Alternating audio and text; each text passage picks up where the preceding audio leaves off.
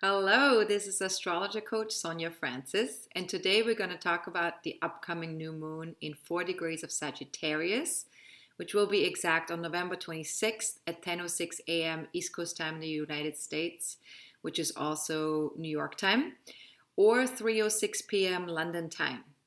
Now, since this is going to be the last new moon before eclipse season begins in December, I wanted to invite you to join me either live on December 16th or virtually after December 16th to talk about the upcoming eclipses as well as a look ahead for the whole year of 2020. This is going to be a pretty amazing webinar, so feel free to register via the link below this video in the description part of the video right now and save yourself a spot so you can get to hear what 2020 is going to be all about and what the eclipses are going to be all about. Now, as always with a new moon, this is an introverted time, and we're going to go within to learn what we wish to align ourselves with for the next 28 days. So that's the best way to work with the new moon energy.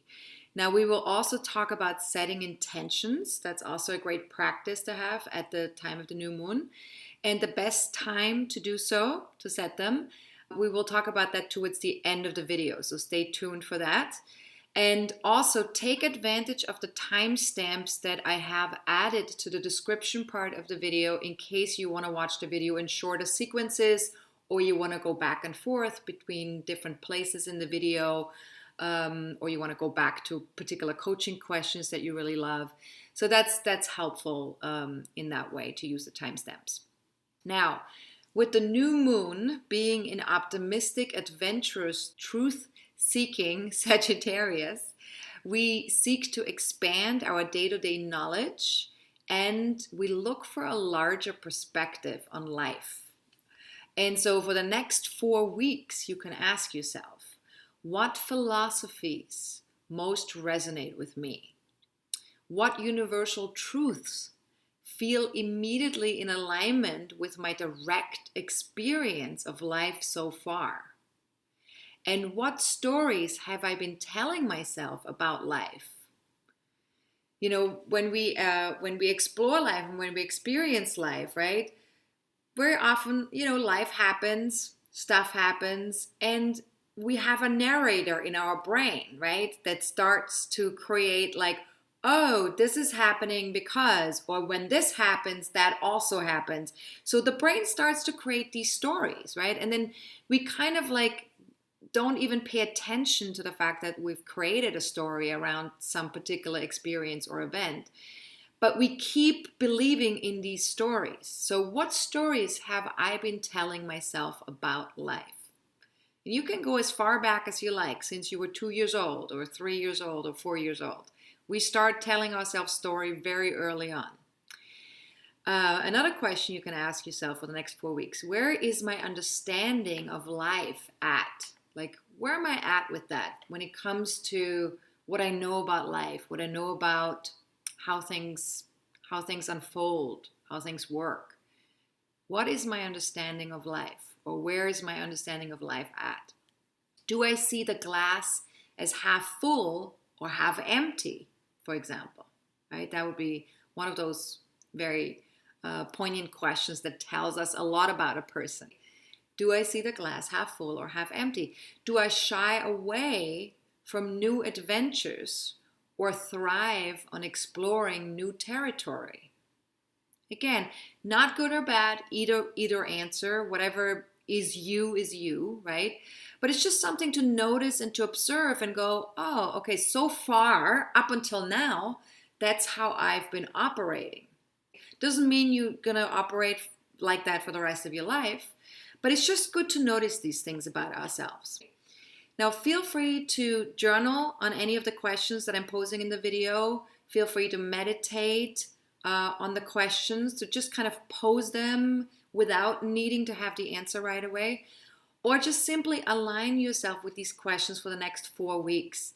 And really remember that these questions are not there for us to to show how smart we are and how much we know about ourselves, but it's really more about, allowing the answer to come to us and to resonate with the energies out there, right? Whatever is energy we're currently trying to embrace or trying to connect with. So that's all it is. So it's not a quiz. Now, let's talk a little bit about Jupiter. Now, Jupiter is the ruler of Sagittarius and is still in its own sign until December 2nd of this year. So this is our last chance to really step into a new adventure and experience some personal growth before Jupiter moves into sobering, practical, ambitious Capricorn. Now, if you want to know how this 1 year Jupiter transit through Capricorn might impact you personally, I invite you to purchase my 105-minute webinar on the subject. You can click on the link below this video in the description part, or the video, there's also a quick preview, like a 17-minute excerpt available via my YouTube channel that you can watch before you dive in and get the whole webinar. And then also on my website, it's available as well. It's called Jupiter in Capricorn until December 2020, 17-minute excerpt. So just look for that and you should be able to find that and access that for free. And if you want to buy the full webinar, that you need to purchase. Now, you can also get the whole webinar for free if you join us as a star member for my online community by December 2nd. So just keep that in mind. If you really love the excerpt and you want to get it for free, just join us as a star member. And the link to that also will be underneath the video.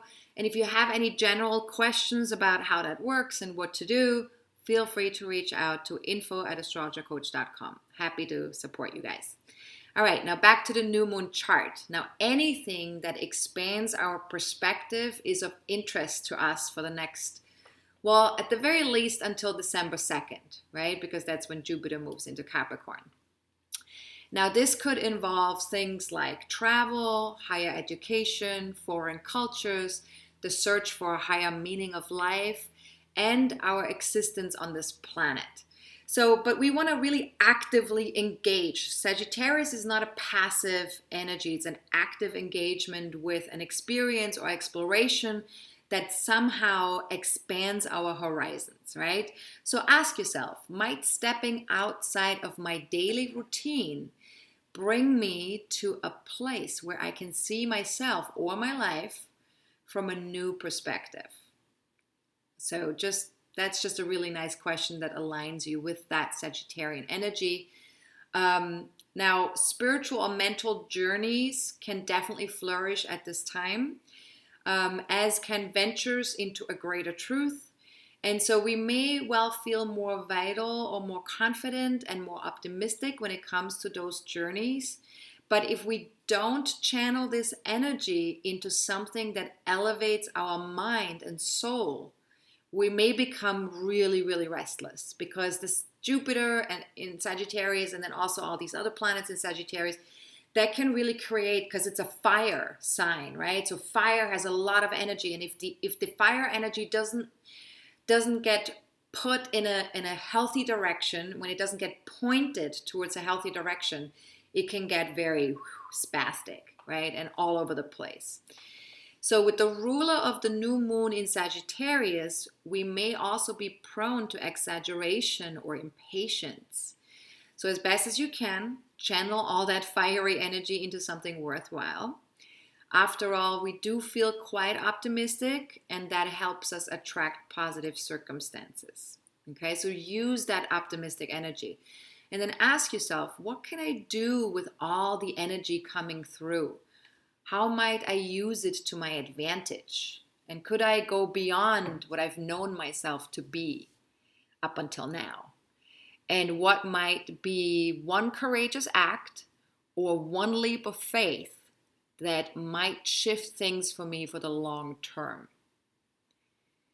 So just, feel free to listen to these questions several times. If you want to have access to the new moon questions from this video in writing, that is available on my website for my members.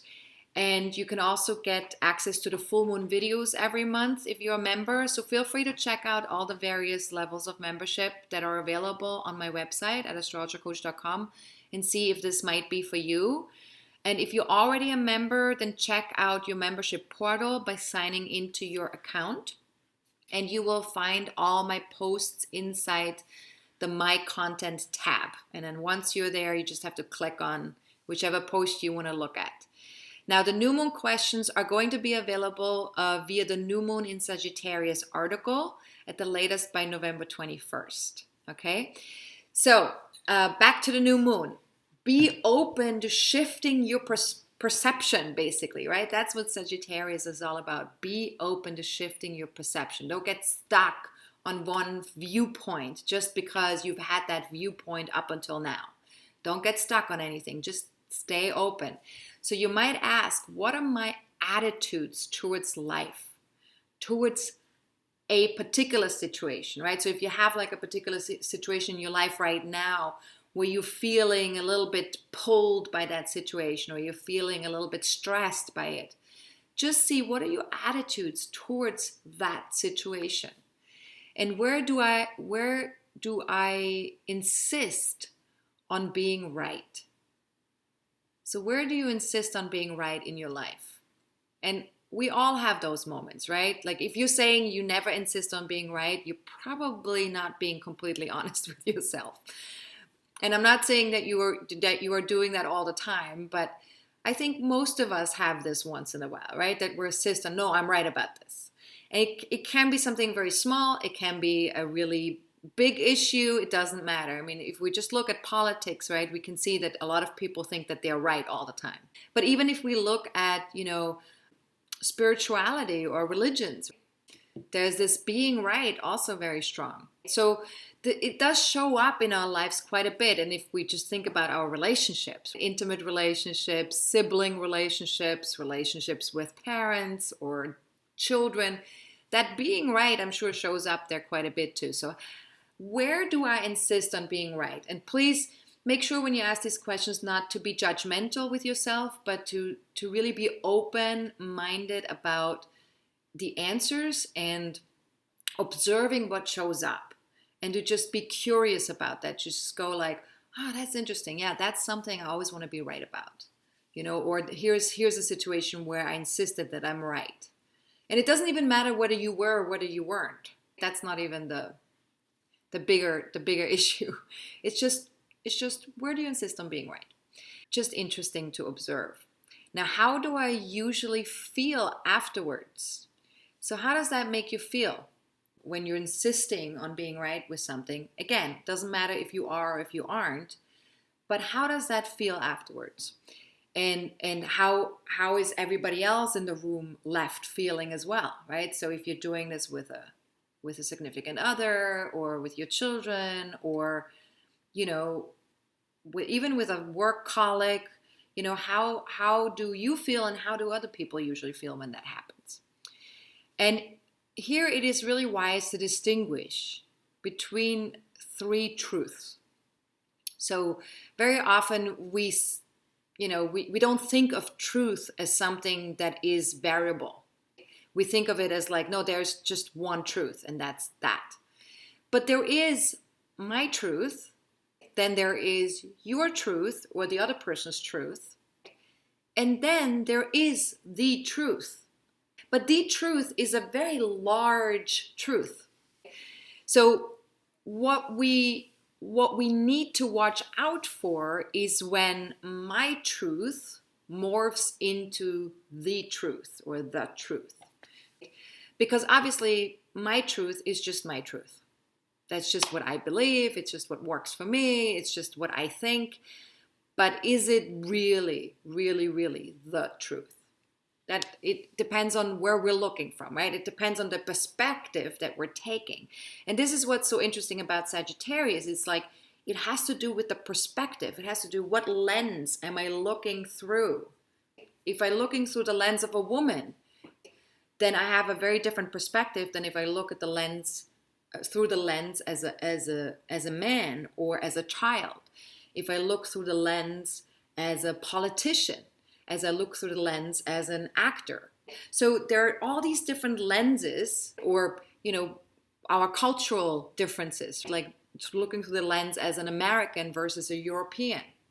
And within Europe, there is multiple lenses as well, right? Because there's Italy and Germany, which are very different. So looking through the lens as an Italian or a German can be very different as well. So what I'm trying to say here is that our lenses really determine what our truths are. And so the truth is never whatever we're looking through in terms of our own lenses. So my truth, your truth, the truth. Okay, so seeing through the illusion of separation from the divine is perhaps the greatest perspective shift of all. So if we want to shift our perspective, in life, to really kind of like look through the illusions of life, because we take a lot for granted. We tend to go, oh, because I see something, I can take it in with my senses, that means it must be so. But then, of course, then there's other levels of which we can see something, right? If we take a microscope and we look through something via the microscope, it looks completely different than what we can see with the naked eye, right? So which one of the seeing is the truth? Our eyesight or the microscope? So again, it's like, there are a lot of things that we take for granted or that we think are true or the truth that might be completely different once looked at from a different perspective. So seeing through our illusions that we have about life or with life, and in particular the illusion of separation, because a lot of us live from a place of I am separate or I am alone. And even if you have family and friends and people that love you and that you love and that you feel a connection with, there's still a sense that there's a separation between me and the other, which is not part of my clique or my clan or my family. So very often, this sense of separation feels very real to us. And especially these days, as we're going through such a division in so many ways on a political level, on a governmental level, there's so many divisions, right? So all of this seems very real because we're seeing it on TV, we're seeing it out in the world, we're reading about it, we're talking about it. So seeing through that illusion of separation from the divine is perhaps the greatest perspective shift of all. And so this brings me to the next important part of this new moon chart, which is Neptune, of course, because Neptune is connected to divinity, to the divine, to all there is, to oneness, to universal love. And Neptune is stationing and is therefore exalted in Pisces, which is its own sign. So that's a strong placement for an exalted planet. And it ends its 5 months retrograde phase less than 24 hours after the new moon becomes exact. So it's a very strong exaltation at the time of the new moon. So what you can ask yourself here is, what has come up since early November around resting, trusting, and allowing? And how closely am I in touch with my intuition, with my sensing, intuitive sensing? And what might be possible if I allowed myself to shift from my conditioning to feeling into the truth of who I am? So so the conditioning, of course, is everything that we've been taught and told, between the age of 0 to 7, mostly. And so how can I shift from that conditioning to feeling into the truth of who I am, energetically speaking, feeling-wise? Because sometimes what we're told or what we're conditioned into is not necessarily in alignment with what we're experiencing energetically and emotionally or on a feeling level. So where am I ready to move forward with a creative or spiritual endeavor, or perhaps a long-term dream? Because as Neptune is ending the retrograde phase, it will go direct. And then as it goes direct, we can start to move, something will start to move forward.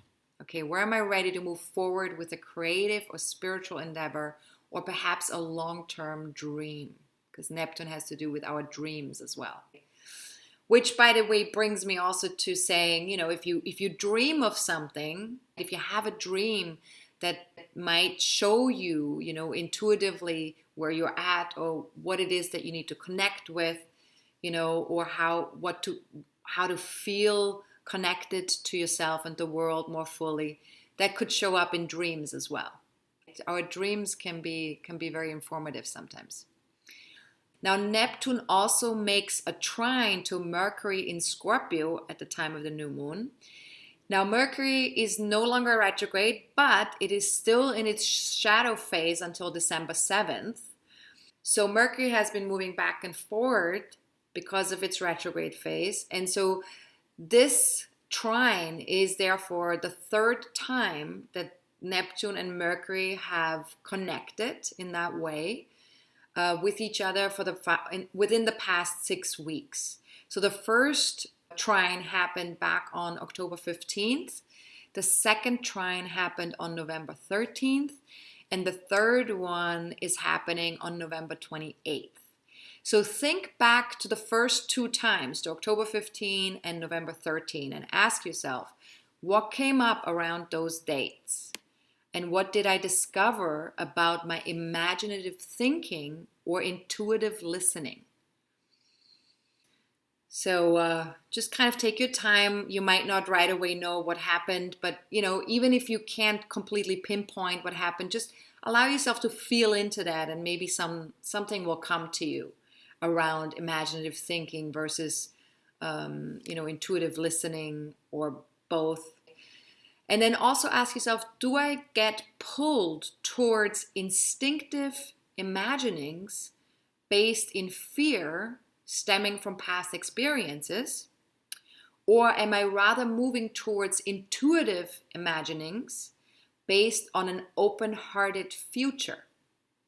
And again, just be honest with yourself there, right? Like, just observe, or just look into that and see, like, what tendencies do you have, right? What are your tendencies in terms of like instinctive imaginings based on fear versus intuitive imaginings based on an open-hearted future? And that's very different. And of course, with Mercury in Scorpio, sometimes we have a tendency to go to the extremes. So we have a tendency to go to very, very light or very, very dark, right? So it's not good or bad. It's just something to kind of like observe and connect with, and just kind of like go, that's interesting. Okay, I can see how I'm doing this sometimes, or how this is showing up for me sometimes, right?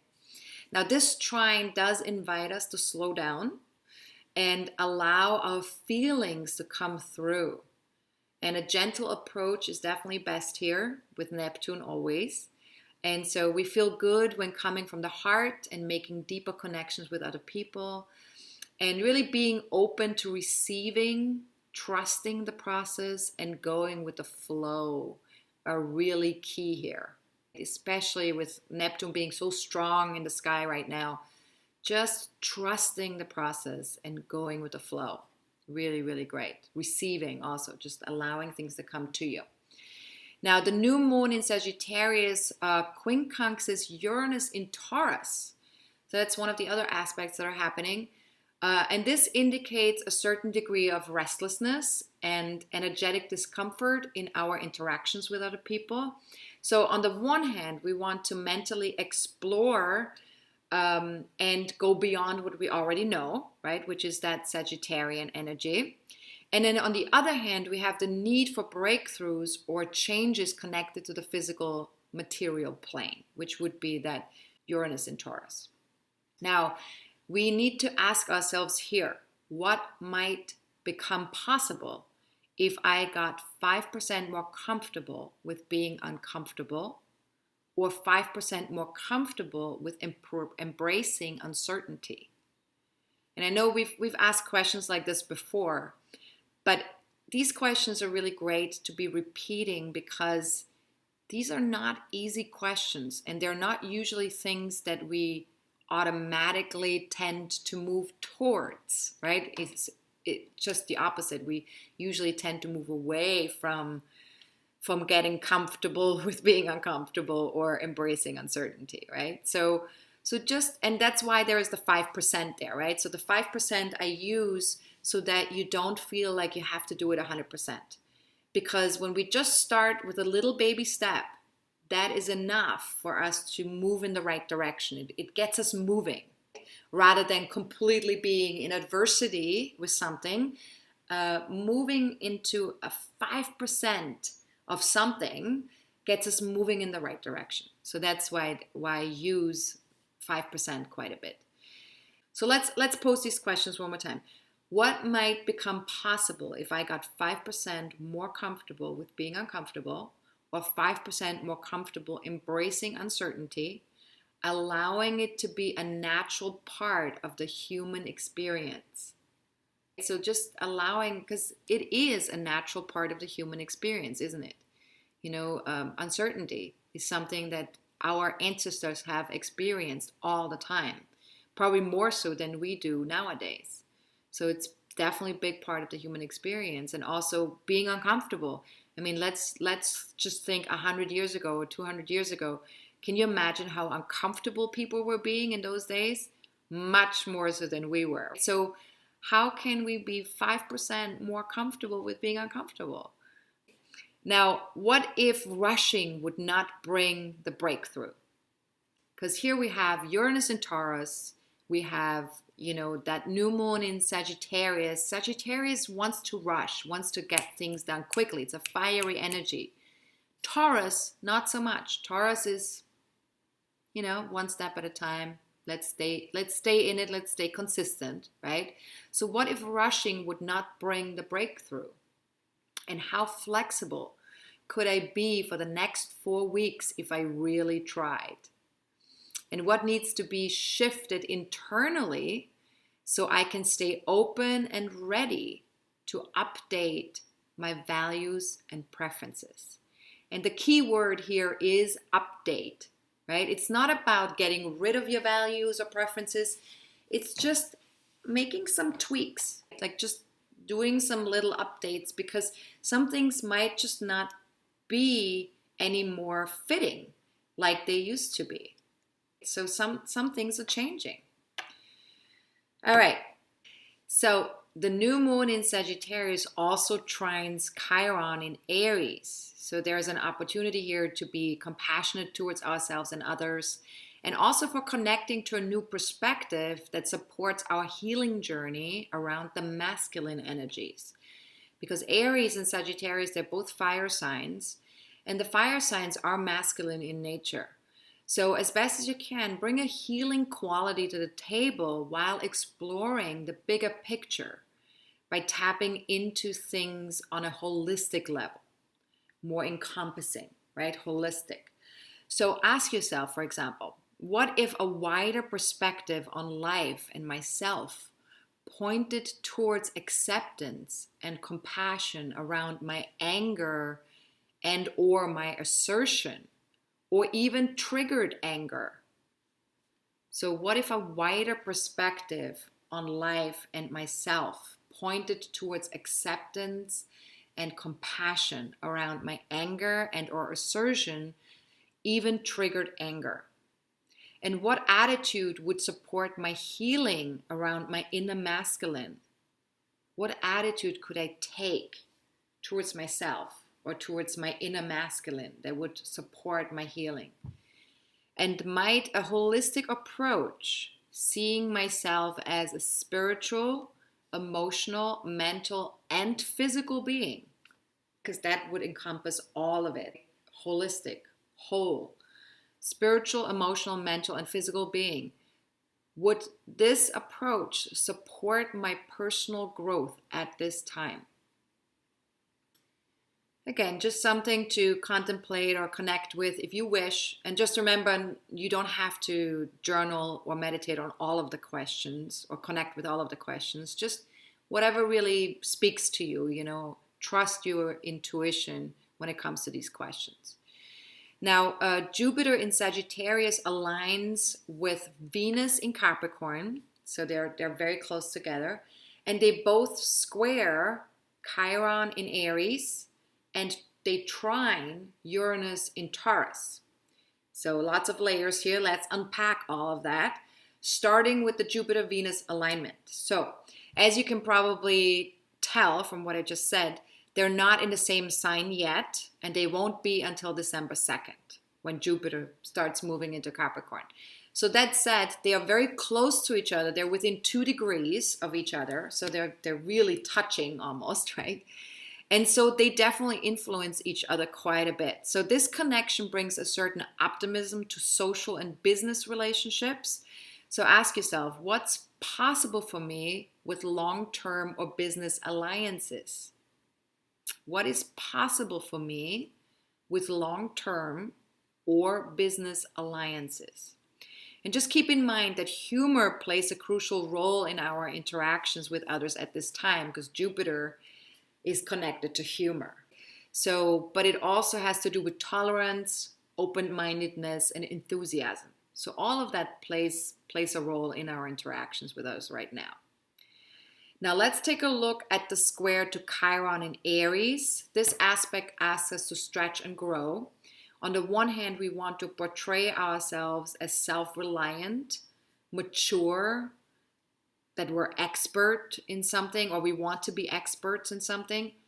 And on the other hand, we might feel insecure, small, flawed, or at the very least, very different from what's expected of us. Chiron, we're different there. And whenever Chiron is involved, we're being asked to do some healing work. So as best as you can, use this time to learn about your sore spots, those insecurities, those soft spots. Nobody's perfect. We all have our flaws and idiosyncrasies, and that's okay. Self-acceptance and inclusivity are really key here. So ask yourself, what might change if I showed 5% more compassion towards my insecurities? What if I just decided to take an active part in my own healing process? And what would be possible if I shifted the story about those so-called flaws? And remember, we were talking about story earlier in the video already. It's just the stuff that we tell ourselves, that we just, it's that narrative in our brain that just is ongoing all the time, right? What would be possible if I shifted that narrative about those so-called flaws? And what if I celebrated my flaws and idiosyncrasies? What if my personal limitations were my main drivers for taking creative approaches, right? I mean, that's a great question because, you know, we all have limitations, of course. Every human being does. Otherwise, you wouldn't be human. But some of these limitations that we have sometimes can be our gift as well, because they force us in a way to take a different approach, right? Like somebody who's dyslexic, for example, or somebody who stutters. That's a person, and this is a very obvious, you know, like limitation that that person has. Not for everybody it's going to be that obvious to other people that there is a limitation, right? But you know what your own limitations are. But, you know, for example, someone who's dyslexic, if that person has that limitation, they're going to have to start and try a different approach towards how they learn things, how they write things down, how they do things.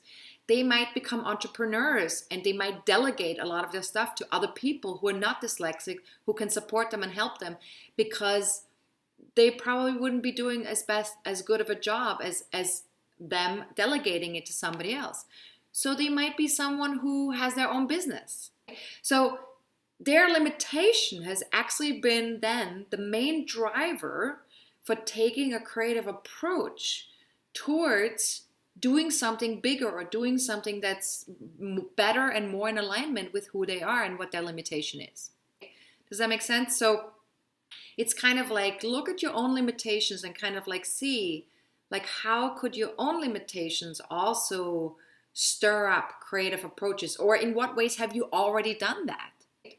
Like I have a thing around, going to doctors, going to the hospital, or getting vaccinations or injections.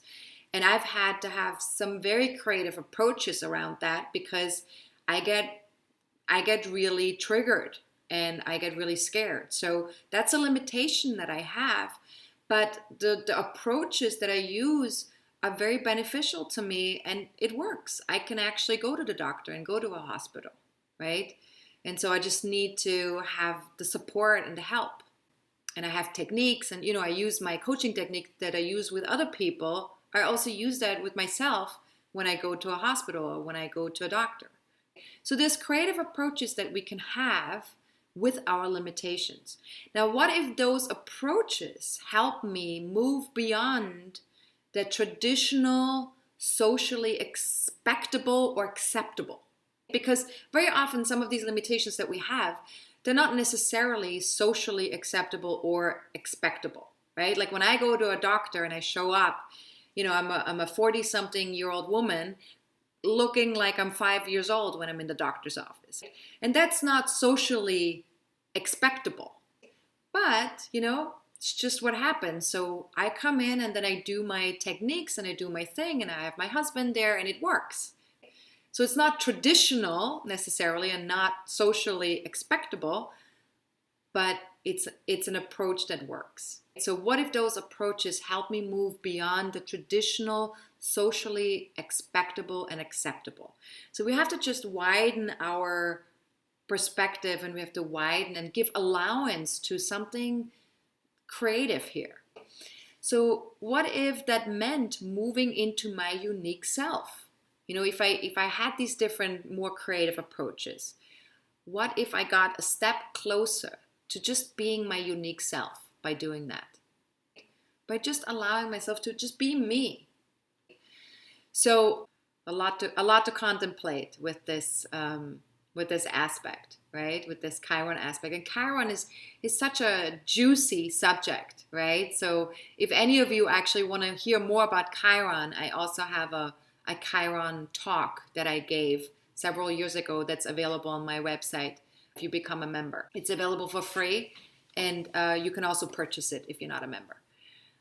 All right, so let's talk about the last aspect that's connected to Jupiter, to that Jupiter-Venus alignment, which is the trine to Uranus in Taurus. And so this helps us to embrace all that is new and unusual when interacting with others. And so we're ready to experiment. We have an offbeat attitude because Uranus is sort of like offbeat, right? It's like not non-traditional. And people are more willing to socialize. So that Uranus trine is definitely also going to help that square to Chiron, right? It's going to be supportive. Now ask yourself, who could help me learn something new about my unique talents or show me my value in the world? Which ones are the people in my life or that I could seek out that could really help me learn something new about my unique talents and show me my value in the world?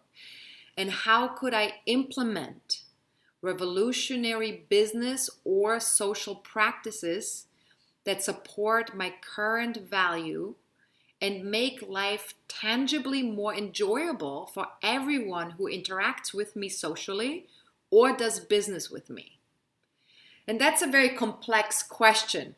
But if you really break down that question, it's a fantastic question to sit with and to just kind of contemplate over the next 4 weeks, right? How could I implement a revolutionary business or social practices that support my current values and make life tangibly more enjoyable for everyone who interacts with me socially or does business with me? And this is almost like, of course we're asking these questions individually speaking with ourselves because that's the only thing we can do, because we don't have control over what other people do, right? But this is definitely, I would also say this is like a collective question as well, right? That I think on a collective level, we're moving more into that direction.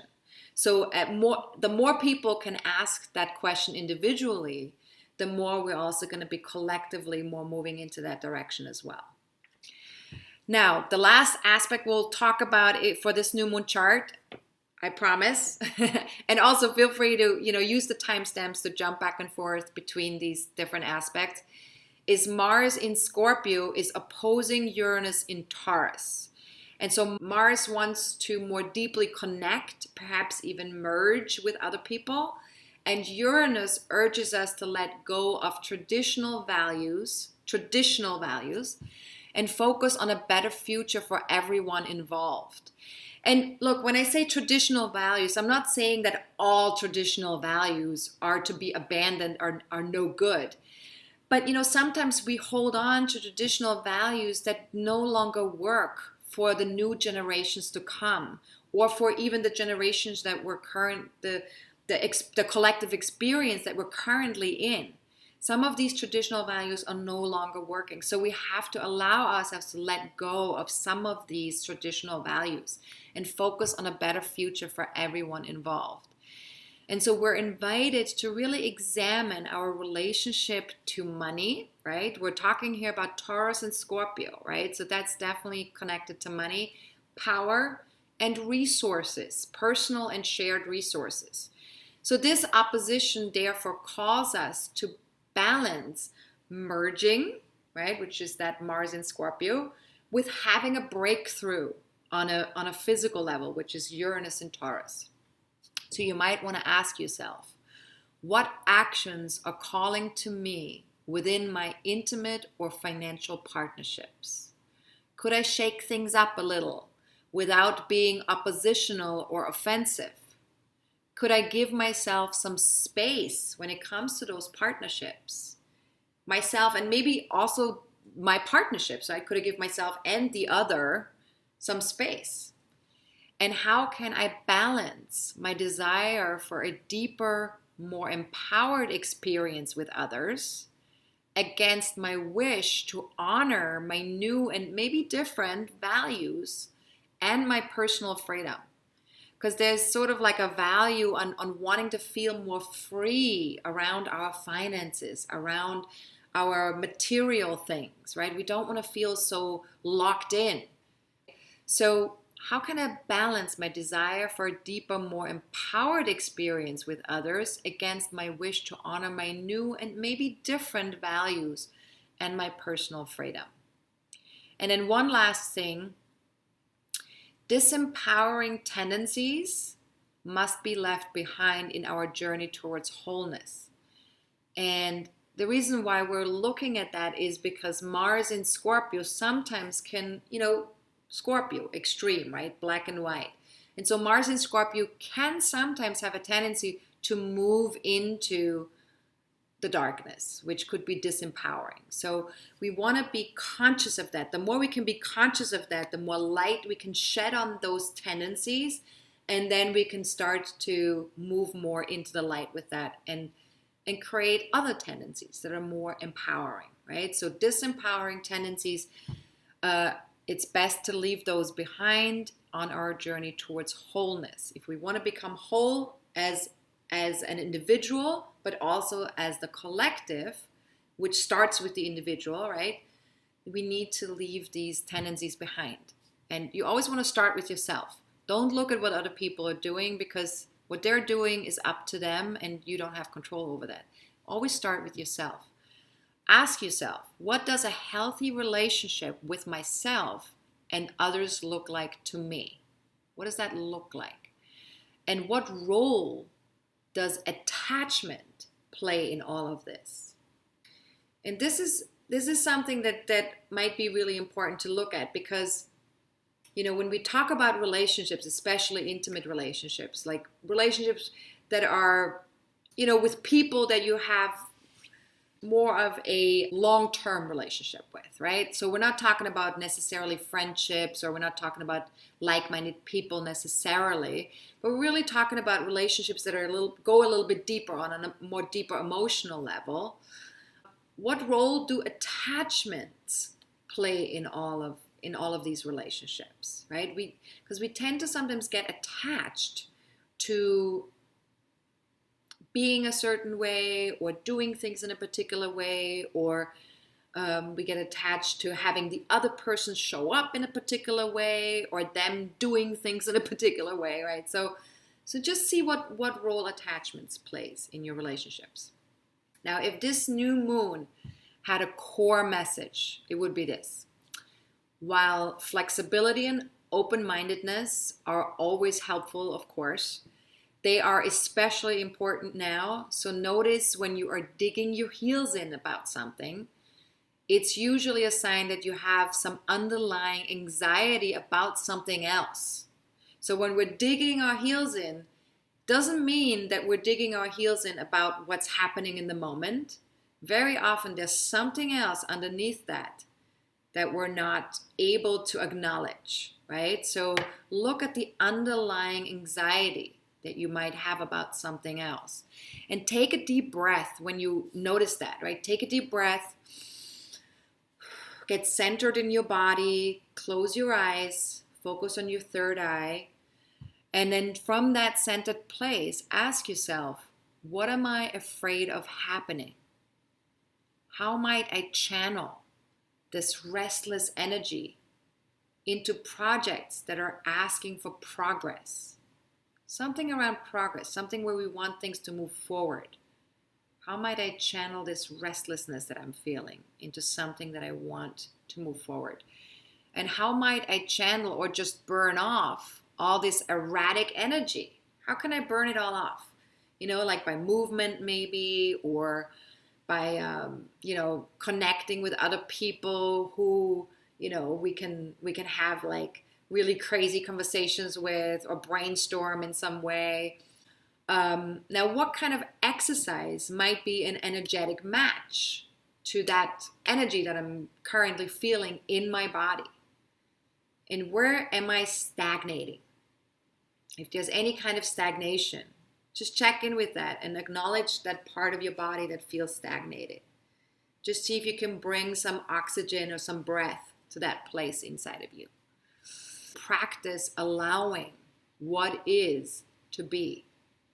And when you also look beyond appearances and just go towards this, just open up to whatever the appearance is and look beyond the appearance.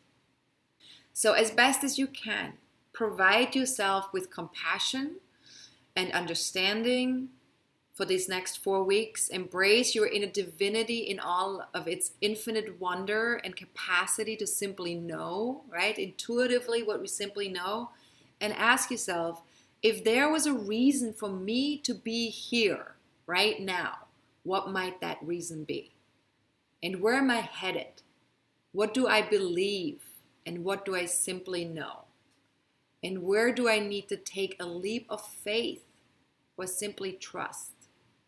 So keep looking at what needs to heal, what needs to be communicated, and keep looking for the completion of deeper issues in your life, right? To really get very authentic with yourself. The best way to empower ourselves is to be really authentic with ourselves, to not try to deny or lie to ourselves or try to make things prettier than they are. Authenticity is very important in order to feel more empowered, but not in the way of judgment, but in the way of embracing it, loving it, allowing it. Now, if you do have an ascendant or any personal planets in 2 to 4 degrees of Sagittarius, Gemini, Virgo, or Pisces, then you're definitely going to feel more affected by this new moon. Also, feel free to take a look at your natal chart and see where 4 degrees of Sagittarius lands in your natal chart or in your birth chart. The house placement of the new moon will indicate which area of your life is most impacted for the next 28 days. And you can also check out my 30-minute class on how to read my birth chart. You can get free access via my homepage at astrologercoach.com. If you scroll down all the way to a place where it says free class, and you click on that, you can watch that 30-minute class for free. And that will help you to understand a little bit better how to look that up in your birth chart to see where does the new moon fall in my birth chart. All right, so New moon intentions, the moment we've been waiting for. The new moon is also the best time to set some powerful intentions for the moon cycle for the next 28 days. So intentions are best done soon after the new moon becomes exact, not before then, after, and definitely not during a moon void of course phase. Moon void of course phases do not lend themselves very well for intention setting. So this month, the best time to set intentions would be anytime between 10:06 a.m. on November 26th until 5:50 a.m. on November 28th. So we have a nice long window here. And then again from 7:33 a.m. until 10:06 a.m. also on November 28th. So all of these times are Eastern Standard Time, the time zone that belongs to New York City. Now, if you live outside the Eastern time zone and converting time zones isn't your thing, then I suggest joining my Facebook fan page and or follow me on Twitter. I will be posting reminders on November 26th, 27th, and 28th to let you know when it is time to set your intentions. Now, note, however, that there is a moon void, of course, on November 28th that runs from 5:50 a.m. until 7:33 a.m. Eastern Time. So don't set your intentions during those 103 minutes, right? So it's a little bit over an hour and a half where the moon is void, of course. So avoid that time to set intentions. And again, I will be posting reminders. So whenever you read those reminders, just set your intentions at that time. For more information about setting intentions, if you have never done that before, you can go to my website, to my blog page, and then look for astrology articles or for the tag New Moon Intentions. If you look at this from a computer, it's on the right-hand side of the blog page. If you look at it from your phone or an iPad, it's at the very, very bottom of the blog page. And I will also have a link below this video where you just can click on that link as well. Now, to sign up for my free monthly newsletters, you can either go to my homepage at astrologercoach.com or you can email us at info@astrologercoach.com and just write newsletter in the subject line. The newsletter just has special offers, videos, announcements about my business or retreats or anything that I'm doing, my website.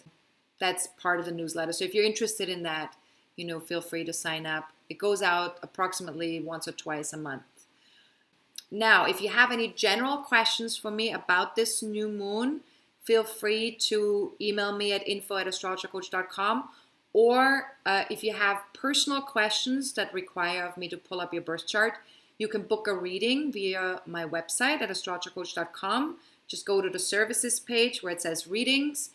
Or any questions connected to what's coming up within the next 30 to 40 days, you can join my next monthly forecasting forum on December 16th that I already mentioned at the very beginning of the video. Again, we will be focusing on eclipse season and all of 2020, a look ahead at the whole year. So this is going to be a really great one. Definitely don't want to miss that one. And you will also get access to the next members full moon video when you register for this particular monthly forecasting forum. Okay, so that's all included. And again, please remember that if you join as a star member before December 2nd, you will also get the Jupiter in Capricorn webinar for free, as well as you will be able to join the monthly forecasting forum as well. That is included in the star membership. All right, so my members will see me again in 2 weeks around the time of the full moon. So we can look at how far we've come since setting our new moon intentions, as always. And everyone else, please join me again in 4 weeks from now with the next new moon video. All right. Have a good one. Enjoy this new moon. And I will talk to you soon. Goodbye.